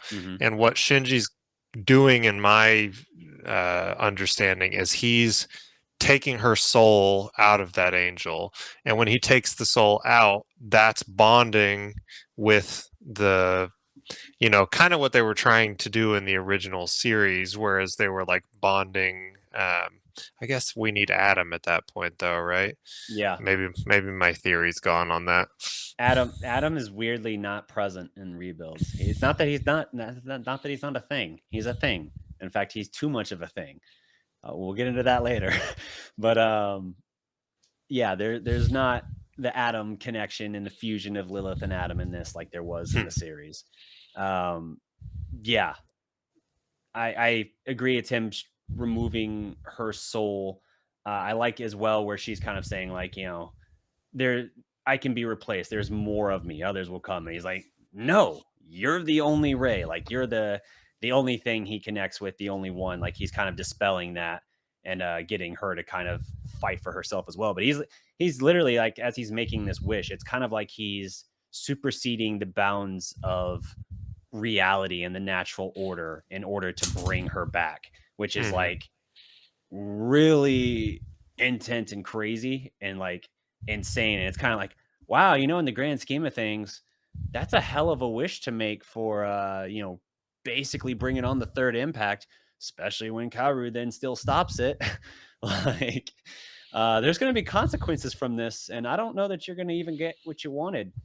So, yeah, it's very intense. It's for me, the goosebumps is like Shinji with the burning red eyes and like the grit in his voice, like, give her back. Like when he's like in that mode, it's like, oh shit, where has this Shinji been for 26 episodes and 2 movies, or 3 movies at this point? So yeah, it's Shinji getting 5 minutes of protagonist energy, as I put it, and we'll see what consequences come from that. But it's intense, and I think this one does a good job again, still staying in line with kind of what we know. But this is the break point at which, like, okay, now we're in new territory. We got 2 movies, and nothing is going to be the same now. Yeah, and as that whole thing was happening, so we see that like red circles opening above, and they mentioned that it's reverting back to its original form into a divine entity beyond the reach of mortals, merging heaven and earth. Which is just like I'm like, now that I'm remembering that the atom piece is missing, I'm like, how is all of this happening without that? But yeah, I mean, it's a different world, so I'm gonna have to just wait, I guess. Because the angel was of Adam. It has part of Adam to it, and then it ate Rei, which is the soul of Lilith. Oh, okay. Yeah. Okay. So that's sort of the explanation at that point, which you could kind of then say, like, by that logic, in the original series, couldn't Gendo of putting Adam in his hand have been the merger of the knowledge and life? Like that's been pointed out as like a, wait a minute, even by their rules, they don't necessarily follow it consistently. But yeah, I think that's what they're going with here. And the S2 drive and everything as well is that fruit of life, essentially. So yeah, so let's see, anything else in the notes? Shinji also, when pulling back Rei, also pulled back the Walkman, which is of significance. Fusky says that basically they were right that Shinji and Rei's connection would be enough to spark this. So like this was Gendo and Fusky's thinking in theory, that like pushing Shinji and Rei, nudging them sort of together for this relationship and connection to build, would be like the catalyst for their plan essentially to go in, because they're the ones that are pushing ahead with like ascending Unit 1 ahead of time. It's suggested by, I think, Kaji that the plan was that other Ava units were also going to be brought up in a similar sort of fashion, but Unit 1 wasn't supposed to be the first one to get there. So he's kind of like, Unit 1's already ascended. Like, he makes some sort of comment like that. I didn't write the exact quote, unfortunately. But yeah, he's basically just like, yeah, SEELE is not going to like this. This is all that Shinji wanted, was to be with Rei again, in parentheses, his mom. Mari comments that things just seem to work out for Shinji. The third impact is beginning. This is the end of the world. That's Ritsuko's closing lines before the post credits and all the Kaworu stuff I already mentioned. So very interesting. Now, do you want a hint of the craziness for the third movie? I'm not going to give a spoiler, but I'm going to set the stage for you here. Okay. We're moving forward 14 years in the future. That's okay. We're moving forward 14 years in the future, and Shinji and Rei have not been around. So there's questions. There's questions. Okay. There's some blame. There's some consequences of some things that happened, and shit is intense because we don't just have Nerve. We have something else now. We have effectively what is a resistance now. Huh. We have Villa, which is a German word. So, okay. All things to note. So you like your Adam, huh? You like Adam? Do I like Adam? Well, if you like Adam, that's good, because we got 5 times the amount of Adam. There is what Adam have I seen? I feel like I've got like no Adam. Adam is a funny concept in the rebuilds. We'll get there. It's a context clue I missed first 2 viewings of Thrice Upon a Time even. But when it was pointed out to me and I realized the subtle note of it or nod to it, I was like, wait, what? Why? How? What? Like, I don't understand it. But yeah, we got Lilith and we got Adams. So it's Adam's family and whatnot. So we'll get there. Not Thrice Upon a Time. That's 3.33 or 3.0 if you're not going off like the director cut thing. That one is called, I don't have the notes for it in front of me. I think it's, let's see, You're Not Alone, You Cannot Advance. I'll just have to Google it real quick.